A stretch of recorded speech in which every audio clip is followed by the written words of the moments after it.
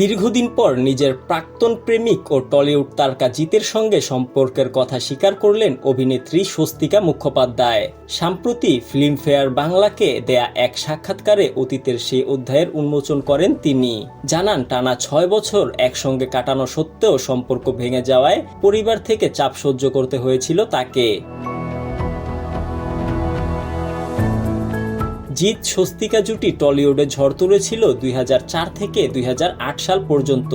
অগ্নিশ্বর, যুদ্ধ এর মতো একের পর এক ব্লকবাস্টার ছবিতে তাদের জুটি দর্শকদের মনে জায়গা করে নেয়। কর্মসূত্রে গড়ে ওঠা ঘনিষ্ঠতাই প্রেমে রূপ নেয়, কিন্তু ২০০৯ সালে হঠাৎই বিচ্ছেদের খবরে চমকে যায় ফ্যানরা। সম্পর্ক শেষ হওয়ায় স্বস্তিকার পরিবার, বিশেষ করে বোন অজপা ও মা ক্ষুব্ধ হয়েছিলেন।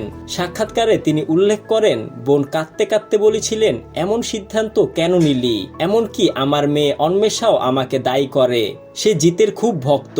স্বস্তিকার মতে অন্মেষা বলে, জিত কত সুপুরুষ, তুমি সম্পর্ক ভেঙেছ মা, তবে কেন বিচ্ছেদ হলো তা আজও ব্যাখ্যা করতে পারেননি তিনি।